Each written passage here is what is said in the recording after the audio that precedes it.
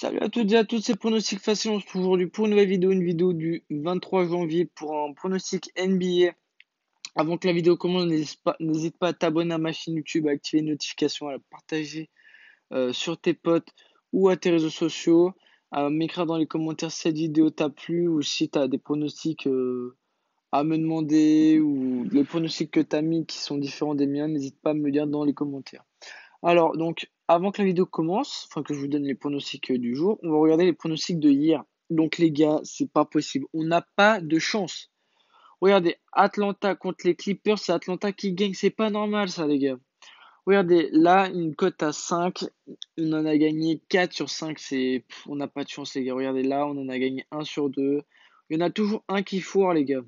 Pas possible. Le dieu des pronostics n'est pas avec nous. Boston Lakers, c'est Boston qui gagne, on en perd un. Putain, les gars, vraiment, on peut avoir le seum, vraiment, c'est. Mais bon, c'est le jeu, hein, c'est le sport, c'est pas aléatoire, mais il y a des imprévus comme ça. Donc pour ce soir, on va quand même avoir trois matchs, on va en mettre quatre. Donc déjà, Brooklyn Lakers, on peut mettre les Lakers.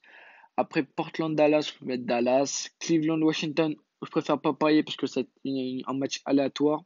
Et Charlotte Milwaukee qui se passe demain, on va mettre Milwaukee. Hop, donc ça nous fait une cote à 2,70.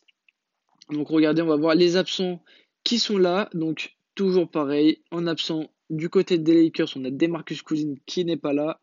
Après du côté de Brooklyn, on a Kevin Durant et Jordan qui ne sont pas là.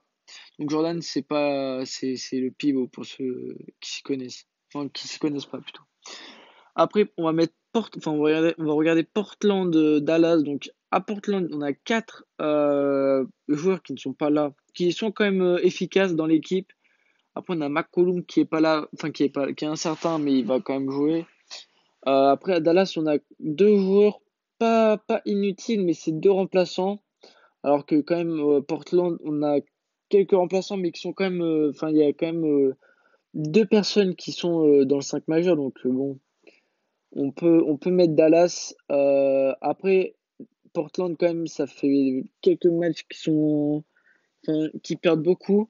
Donc ça fait beaucoup en fait enfin, de matchs qui perdent. J'ai du mal à parler, hein. Ouais, mais du coup, regardez, le classement, en gros, Portland n'est même pas qualifié pour les playoffs pour le moment, donc ça va être très très compliqué. Mais bon, on peut essayer de faire confiance à Damien Lillard et à McCollum qui peuvent remonter l'équipe. Et maintenant, en plus, ils ont Carmelo Anthony, donc normalement, ça devrait le faire. Mais il faut qu'ils s'y reprennent maintenant s'ils veulent essayer d'avoir une place pour les playoffs. Et donc, du côté de Charlotte, donc c'est un NBA Global Game, donc ça veut dire que ce n'est pas en Amérique que le match pardon, se joue. Et donc, en France, à Paris, à l'Accor Hotel Arena. Donc, vraiment, c'est un grand événement pour la France. Ça faisait longtemps que c'était pas arrivé un match NBA qui est venu en France. Je, alors, je pense pas que ce soit le premier, mais je sais plus du tout. Parce que normalement, ça se passait à Londres. Et là, ça se passe à Paris. Donc, je sais pas du tout si c'est le premier match ou pas enfin, où il y a deux équipes NBA qui s'affrontent. Je sais pas. Je veux pas vous dire de conneries. Je pense que c'est pas le premier.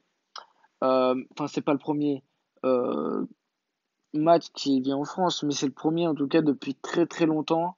Ça faisait un moment qu'il n'y avait pas eu de match NBA, je crois.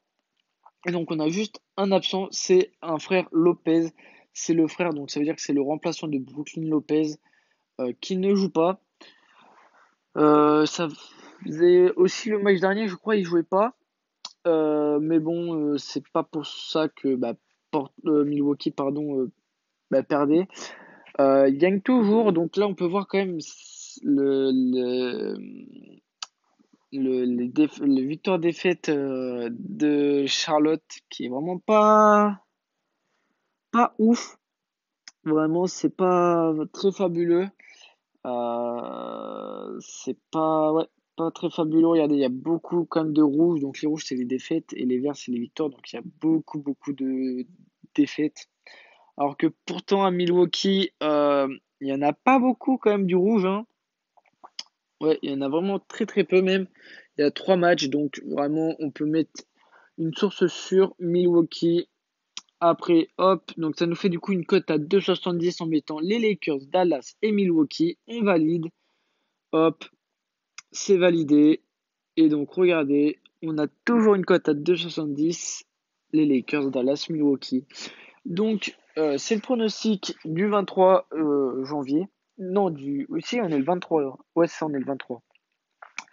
Donc, c'est tout ce que j'ai à vous dire. Donc, si cette vidéo t'a plu, n'hésite pas à lâcher un pouce bleu. Vraiment, ça me ferait super plaisir. À t'abonner à ma chaîne YouTube si ce n'est pas déjà fait. Et activer les notifications de ma chaîne YouTube pour recevoir toutes les notifications quand je sors une nouvelle vidéo. À partager ma chaîne YouTube à tes potes et à tes réseaux sociaux. Et à me dire dans les commentaires si tu es d'accord avec mon pronostic ou si tu as mis d'autres pronostics qui ne sont pas les mêmes que les miens. J'y répondrai avec mon avis. Donc, c'est tout ce que je vais vous dire. C'était pronostic facile. Ciao, ciao.